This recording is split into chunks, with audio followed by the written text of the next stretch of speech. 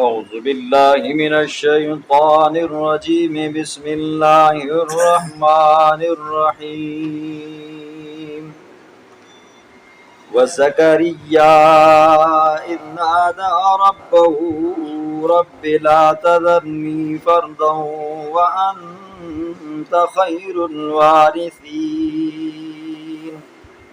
فاستجبنا له ووهبنا له يحيى وأصلحنا له زوجا إنهم كانوا يسارعون في الخيرات ويدعوننا رغبا ورهبا وكانوا لنا خاشعين صدق الله العظيم. بات چل رہی ہے اللہ تعالیٰ کے برگزیدہ پیغمبروں کی. اس سے پہلے کئی انبیاء کا ذکر ہوا. آج کے درس میں اللہ رب العزت اپنے پاک پیغمبر جناب زکریا علیہ السلام کا بھی واقعہ بیان فرمائیں گے اور اللہ اپنی ایک ولیہ کا بھی واقعہ بیان فرمائیں گے. واقعہ کچھ یوں ہے. دو بہنیں تھیں. ایک بہن کا نام حنا تھا, ایک بہن کا نام عشاء تھا. حنا کی شادی ہوئی حضرت عمران رحمہ اللہ سے, اور یہ عمران بیت المقدس کے امام تھے, خطیب تھے. دوسری بہن عشاء بنت فاقود, ان کی شادی ہوئی حضرت زکریا علیہ السلام سے. اللہ رب العزت نے حنا کو ایک بیٹا دیا جس کا نام ہارون تھا, جو جوانی کے اندر جس کے چرچے تھے, بڑا نیک وکار تھا, بڑا پرہیزگار تھا, لیکن فوت ہو گیا. اب چونکہ والد مسجد کا امام تھا, بیت المقدس کا خطیب تھا, تو باپ کو ماں کو یہ فکر لاحق ہوئی کہ اگر ہماری یہی حالت چلتی رہی تو ہمارا مصلح کون سنبھالے گا, دین کی خدمت کون کرے گا. انہوں نے بھی اللہ سے دعا مانگی, اور ادھر حضرت زکریا علیہ السلام ان کی اولاد نہیں تھی. 120 سال ہو چکے ہیں لیکن اولاد نہیں. اللہ رب العزت نے حضرت عمران رحمہ اللہ کو ایک بیٹی دی. یہ لمبا واقعہ ہے, تفصیلی واقعہ 3 پارے میں بھی آپ نے سنا ہے, 16ویں پارے میں بھی آپ نے سنا ہے, آگے پھر آ جائے گا 22ویں پارے میں. اللہ رب العزت نے ان کو ایک بیٹی دی جس کا نام آیا مریم, اور مریم سے اللہ رب العزت نے ایک بیٹا دیا جس کا نام حضرت عیسیٰ علیہ السلام. اور ادھر زکریا علیہ السلام میں کچھ نہیں ہے. نے نظر مانی تھی, منت مانی تھی کہ اللہ نے مجھے جو بیٹا دیا تو میں اس کو کیا کروں گی, بیت المقدس کے لیے وقف کر دوں گی. اب چونکہ بیٹی آ گئی ہے, جب لایا گیا تو سب جو کمیٹی والے تھے نا کمیٹیاں ہوتی ہیں مسجد کی, تو ایک کہنے لگا چونکہ استاد جی کی بیٹی ہے میں لوں گا, دوسرا کہنے لگا نہیں میں لوں گا, تیسرا کہنے لگا نہیں میں لوں گا. تو پھر اتفاق اس بات بھی ہوا کہ بھائی نہ ایک لے, نہ دوسرا لے, نہ تیسرا لے, قرعہ ڈالیں گے. جب قرعہ ڈالا گیا تو حضرت زکریا علیہ السلام کا نام نکلا. حضرت زکریا علیہ السلام نے ان کو اپنے پاس رکھا. چھوٹی تھی, جالیدار کمرے کے اندر, آگے سے تالا مار کر چلے جاتے تھے. جب آتے تو دیکھتے مریم کے پاس بے موسم پھل ہوتے جی, وہاں پر پھل نہیں تھے, یا یہ ہے کہ پھل تو تھے لیکن بے موسم پھل تھے. بڑے حیران پریشان ہوتے, آگے سے تالا لگا ہوا ہے, چابی میرے جیب میں ہوتی ہے, اور یہ مریم کے پاس بے موسم پھل کیوں آ جاتے ہیں, کیسے آ جاتے ہیں. تو ایک دن پوچھا یا مریم انا لک ھذا, یہ پھل کدھر سے آتے ہیں جی. قالت, کہنے لگی ہوا من عند اللہ, یہ میرا رب دیتا ہے. حضرت زکریا علیہ السلام کے دل کے اندر یہ بات کھٹکی, جو رب مریم کو بے موسمی پھل دے سکتا ہے, آیا وہ رب مجھے بے موسمی اولاد نہیں دے سکتا؟ اس کے یہاں کیا بعید ہے. حضرت زکریا علیہ السلام نے مصلی بچھایا, اللہ کے سامنے گڑ گڑا کر دعا مانگنے لگی. نماز پڑھی, نماز پڑھ کر دعا مانگی. دعا مانگنے کے ساتھ ہی جبریل علیہ السلام آگے آ کر کہا اوے زکریا, اللہ نے تیری دعا کو قبول فرما لی ہے, اور اللہ نے تجھے ایک بیٹے کی خوشخبری دی ہے, اور اسمہ یحییٰ, اللہ نے اس کا نام بھی وہاں پہ رکھ دیا ہے. حضرت زکریا علیہ السلام بھی بڑے حیران پریشان ہوئے. میری عمر 120 سال, بیوی کی عمر 99 سال, بیوی کے اندر بچہ پیدا کرنے کی صلاحیت نہیں ہے, واشتعل الراس شیبا، میرے سر کے بال سفید ہو گئے، داڑھی کے بال سفید ہو چکے، اب میرا بیٹا کدھر سے آئے گا؟ اور وامراتی عاقر، میری بیوی تو بانجھ ہے جی، اس سے اولاد پیدا ہونا ناممکن ہے جی، یہ کیسے ہوگا؟ تو حضرت جبریل علیہ الصلوۃ والسلام نے فرمایا قال کذالک اللہ، اللہ کا دستور ہی ایسے ہے، جو چیز ناممکن ہو اس کو ممکن بنا دیتا ہے جی، جو چیز نہ ہو سکتی ہو اللہ اسے کر کے دکھا دیتا ہے، یہ اللہ کی شان ہے۔ تو اللہ نے فرمایا کہ اوے میرے زکریا وقد خلقتک من قبل ولم تک شیئا، تو پہلے خود بھی تو نہیں تھا نا، ہم نے تجھے پیدا کیا، آج دیکھ ٹھیک ٹھاک حسین و جمیل ہے جی۔ تو اسی طرح اللہ اولاد دیتا ہے جی۔ حضرت زکریا علیہ الصلوۃ والسلام نے فرمایا، دل کو تسلی کے لیے جبریل کو کہا کہ کچھ نشانی بھی تو ہونی چاہیے۔ اب نشانی مانگی تو سلاسل عیال سویہ، اللہ نے فرمایا اوے میرے زکریا اس کی نشانی یہ ہوگی جس دن تیری بیوی کے پیٹ کے اندر حمل ٹھہرے گا، آٹومیٹک خدا کی قدرت ایسی ہوگی 3 دن 3 راتیں آپ کی زبان خود بخود بند ہو جائے گی، صرف آپ کی زبان سے ذکر ہو سکے گا، کسی کے ساتھ بات نہیں کر سکو گی۔ وہ ہوا یہ، پھر اللہ رب العزت نے حضرت زکریا علیہ السلام کو بیٹا دیا۔ اگلا واقعہ آتا ہے مائی مریم کا۔ مائی مریم کے بارے میں قرآن کہتا ہے کہ واللتی احصنت فرجہا، وہ ایسی عورت تھی جس نے اپنی ناموس کی حفاظت کی، اپنی شرمگاہ کی حفاظت کی۔ اللہ فرماتے ہیں اتنی حفاظت کی کہ اتنی حفاظت کی، نہ حلال طریقے سے کسی کے پاس گئی نہ حرام طریقے سے کسی کے پاس گئی۔ ہوا یہ جب مائی مریم بڑی ہوئی، جوان ہوئی، 16 سال کی عمر کو پہنچی، پہلی بیماری آئی، حیض آیا، تو غسل کرنے کے لیے سائڈ پہ گئی ایک جگہ پہ۔ وہ زمانہ اور تھا جی، ہمارے دادے پردادوں کا زمانہ یہ تھا کہ کچے کمرے ہوتے تھے، کچے غسل خانے ساتھ میں ٹچ ہوتے تھے، آگے کپڑا لٹکایا ہوتا تھا۔ تو اب وہ ایک کونے میں گئی، تنہائی میں گئی، وہاں پر غسل کرنے لگی۔ غسل کر کے جب کپڑے پہن کر فارغ ہوئی، سامنے دیکھا ایک حسین و جمیل فتمثل لها بشرا سویا، حسین و جمیل ایک مرد کھڑا ہے جی۔ گھبرا گئی، قالت کہنے لگی انی اعوذ بالرحمن، میں اللہ کی پناہ میں آتی ہوں، تو کون ہے، تو کہاں سے آ گیا، لہٰذا اگر تو اللہ سے ڈرتا ہے تو میرے راستے سے ہٹ جا۔ حضرت جبریل علیہ السلام نے فرمایا بی بی ڈرو مت، انما انا رسول ربک، میں تیرے رب کا بھیجا ہوا فرشتہ ہوں، میں کوئی انسان نہیں ہوں۔ کہا کہ اللہ تجھے بیٹا دینا چاہتا ہے۔ کہنے لگی مجھے تو آج تک کسی مرد نے چھوا نہیں ہے، بیٹا کیسے ہوگا؟ بیٹا تو ہوتا ہے یا تو حلال طریقے سے نکاح کیا جائے تو بیٹا ہوگا، یا حرام طریقے سے کسی کے ساتھ زنا کیا جائے تو بیٹا ہوگا۔ میں نے نہ حلال طریقے سے نکاح کیا اور نہ ہی حرام طریقے سے کسی کے پاس گئی ہوں، تو میرا بیٹا کیسے ہوگا؟ تو فرمایا اللہ تجھے بیٹا دینا چاہتا ہے۔ یہ اللہ کے خزانے ایسے ہیں، وہ جب چاہے جس کو چاہے بے موسمی اولاد دیتا ہے، جب چاہے بغیر باپ کے بھی پیدا کر کے دکھا دیتا ہے۔ فرمایا اللہ تجھے بھی اور تیرے بیٹے کو بھی جہان والوں کے لیے نشانی بنائے گا، اس کا ذکر ہے۔ بسم اللہ الرحمن الرحیم۔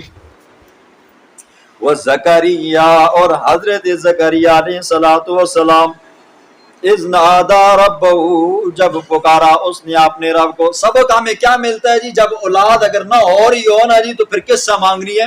اللہ سے مانگنی ہے۔ حضرت زکریا نے اولاد کس سے مانگی جی؟ اللہ سے مانگی۔ کتنی عمر کے اندر؟ 120 سال کی عمر کے اندر مانگی۔ اللہ نے رب لا تذرنی، رب اے میرے رب لا تذرنی، مت مجھے چھوڑ، فردن اکیلا، وانت خیر الوارثین، تو بہترین وارث ہے جی۔ فاستجبنا لہ، اللہ فرماتے ہیں ہم نے اپنے زکریا کی دعا کو قبول بھی فرما لیا۔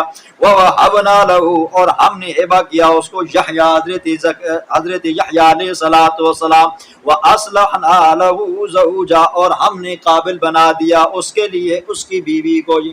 ٹھیک ہے، یاد رکھیں جی، اولاد یہ اللہ ہی کے اختیار میں ہے جی، وہ جب چاہتا ہے نا جی، جس کو چاہتا ہے نا دیتا ہے جی۔ قرآن یہ فیصلہ کرتا ہے یہب لمن یشاء اناثا ویہب لمن یشاء الذکور، جس کو چاہتا ہے بیٹیاں دیتا ہے، جس کو چاہتا ہے بیٹے دیتا ہے جی۔ اور بسا اوقات اللہ یوں بھی کر دیتا ہے ویجعل من یشاء عقیما، جس کو چاہتا ہے بانجھ کر دیتا ہے جی۔ آج ہوتا ہے نا جی، آج ہمارا معاشرہ اتنا گناہوں کے اندر دل دل میں پھنسا ہوا ہے، اگر بیٹی پیدا ہو جائے نا جی ماتھے پہ بل پڑ جاتے ہیں۔ آپ نے سنا ہے جی وہ مشرکین مکہ تھے جی، کفار تھے، حضور کے آنے سے پہلے جب ان کو کہا جاتا نا جی تمہارے گھر کے اندر بیٹی پیدا ہوئی ہے تو ظل وجہہ مسودا، ان کے چہرے سیاہ کالے کو لوٹے ہو جاتے تھے۔ بیٹی اللہ کی رحمت ہے جی، جب مل جائے تو اللہ کا اس کے اوپر شکریہ ادا کرو جی۔ تو حضرت زکریا علیہ الصلوۃ والسلام نے بھی اللہ کا شکریہ ادا کیا. انہم کانوا یسارعون، بے شک یہ سارے کے سارے پیغمبر حضرت زکریا علیہ الصلوۃ والسلام سمیت کانو تھے یسارعون، جلدی کرتے تھے، فی الخیرات، نیکی کے کاموں میں. آج ہماری کیا حالت ہے جی؟ نیکی کے کاموں سے تو بھاگتے ہیں اور برے کاموں میں کیا کرتے ہیں جی؟ دوڑ دوڑ کر آگے آتے ہیں. یہ پیغمبروں کا شیوا نہیں ہے. پیغمبروں کی تعلیمات یہ ہے کہ نیکی کے اندر بڑھ چڑھ کر حصہ لو اور برے کاموں سے بچ کر رہو. وَيَدْعُونَنَا، اور ہمیں پکارا کرتے تھے، رغباً، شوق سے، ورہباً، اور ڈر سے. اللہ کو جب بھی پکارو نا جی، شوق سے پکارو، چار سے، تڑپ سے پکارو. جس طرح ایک محبوب اپنے محب کو پیار سے یاد کرتا ہے، اس طرح اللہ کو یاد کیا کرو. اور ورہباً، اور ڈر کر پکارا کرو، اے اللہ یہ جو دن گزرا ہے، اس دن کے اندر مجھ سے یہ گناہ ہوا ہے، اس گناہ کے اوپر مجھے نہ پکڑنا. ڈر دل کے اندر ہونا چاہیے. حضرت عمر فاروق رضی اللہ عنہ فرماتے ہیں ایمان نام ہی اسی چیز کا ہے کہ اللہ سے امید بھی ہو اور اللہ سے خوف بھی ہو. امید اس بات پہ ہو، اے اللہ ہم نے تیرے پیغمبر کا کلمہ پڑھا ہے، تیرے پیغمبر کی امتی ہے، ہمیں اس بات پہ امید ہے تو ہمیں جنت میں داخل فرمائے گا. اور ڈر اس بات پہ ہونا چاہیے، اللہ جو زندگی گزاری ہے پتہ نہیں تیرے احکامات کے مطابق گزاری ہے یا تیرے پیغمبر کی شریعت کے مطابق گزاری ہے. اس بات کے اوپر ڈر ہونا چاہیے. اللہ رب العزت اس بندے کو جنت کے اندر داخل فرمائیں گے. وَكَانُوا لَنَا خَاشِعِينَ، اور وہ تھے ہمارے لیے عاجزی کرنے والے. والتی احسنت، اور وہ عورت احسنت جس نے حفاظت کی، فرجہا اپنے ناموس کی، حلال طریقے سے بھی حفاظت کی اور حرام طریقے سے بھی حفاظت کی. نہ اس کا نکاح ہوا تھا اور نہ کسی کے ساتھ بدکاری کی تھی. فنفخنا فیہا، پس ہم نے پھونکا اس کے بدن کے اوپر میں روحنا، اپنی جانب سے روح کو. وجعلنا، اور ہم نے بنایا اس عورت کو اور وابنہا، اور اس کے بیٹے کو، آیۃ للعالمین، جہان والوں کی نشانی. اس آیت سے، اس جملے سے عیسائیوں کے عقیدے کی نفی ہوگی.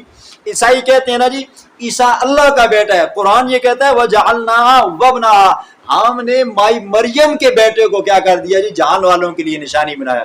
اللہ کا بیٹا نہیں ہے. اللہ خود کہتا ہے لم یلد ولم یولد، نہ اس اللہ نے کسی کو پیدا کیا نہ کسی نے اللہ کو پیدا کیا. ان ہذہ، یہ تمام کے تمام انبیاء، امتکم، تمہارے گروہ ہیں، امتا واحدہ، ایک ہی گروہ ہیں. تمام پیغمبروں کی تعلیمات کیا ہے جی؟ اللہ سے سب کچھ ہونے کا یقین، مخلوق سے کچھ نہ ہونے کا یقین. وَأَنَا رَبُّكُمْ فَاعْبُدُونِ، یہ پیغمبر ہیں جو خود مشکلوں میں پھنستے ہیں، ہم ان کی مشکلوں کو حل کرتے ہیں. وَأَنَا رَبُّكُمْ، میں تمہارا رب ہوں، فَاعْبُدُونِ، پس تم میری عبادت کرو. وَتَقَطَّعُوا، لوگوں نے ٹکڑے ٹکڑے کر دیا، أَمْرَهُمْ، اپنے معاملے کو، بَيْنَهُمْ، آپس میں. لوگوں نے آپس میں ایک دوسرے کے معاملوں کو ٹکڑے ٹکڑے کر کے فرقوں میں بانٹ گئے. کلن، سب کے سب، الینا، ہماری طرف، راجعون، لوٹ کر آئیں گے. یہ ایک وظیفہ بھی سن لیں جی. یہ والی آیت آتی ہے رب لا تذرنی فردا وانت خیر الوارثین. جس بندے کی اولاد نہ ہونا جی، وہ بندہ اخلاص کے ساتھ، دیکھیں ہر عمل کے اندر، ہر وظیفے کے اندر اخلاص ضروری ہے اور یقین ضروری ہے. جس بندے کی اولاد نہ ہوتی ہو، یہ والی دعا مانگا کرے صدق کے دل سے جی. اگر اللہ کے ہاں اس کی اولاد منظور ہو، یہ دعا اگر خلوص کے ساتھ کی جائے اور اللہ کے ہاں قبول ہوگی، اللہ اس بندے کو اولاد ضرور دے گا. ٹھیک ہے، لیکن اگر اخلاص نہیں ہے دعا قبول نہیں ہوگی. دوسری بات، اگر کسی بندے کی صرف بیٹیاں ہی بیٹیاں ہیں جی، اللہ سے نرینہ اولاد مانگنا چاہتا ہے، وہ بندہ بھی یہ دعا مانگا کرے اللہ اس بندے کو نرینہ اولاد بیٹا عطا فرمائے. یعمل من الصالحات وهو مؤمن فلا کفران لسعیہ وَإِنَّا لَهُ كَاتِبُونَ. مقبل درس کی آخری آیات کے اندر اللہ رب العزت نے فرمایا تھا کلن الینا راجعون، سب کے سب نے میرے پاس لوٹ کر آنے. اس جہان کو چھوڑنا ہے، پھر اللہ کی سچی عدالت کے اندر ہم سب نے حاضر ہونا ہے. وہاں پر کیا ہوگا؟ تو قرآن کہتا ہے فَمَن يَعْمَلْ مِنَ الصَّالِحَاتِ، پس جو شخص عمل کرے گا نیک، شرط یہ ہے وَهُوَ مُؤْمِنٌ، اس حال کہ وہ مومن بھی ہو. فلا کفران لسعیہ، تو پس نہیں نہ قدری کی جائے گی اس کی محنت کی، وَإِنَّا لَهُ كَاتِبُونَ، بے شک ہم اس کو لکھنے والے۔ آپ نے کئی بار سنا ہے نیک عمل کے لیے، نیک عمل کے قبول ہونے کے لیے 3 شرطیں۔ پہلی شرط یہ ہے کہ وہ نیک عمل کرنے والا بندہ مومن ہو، مسلمان ہو۔ اگر کافر کوئی نیک عمل کرتا ہے نا جی تو اس کا یہ نیک عمل قبول نہیں ہے۔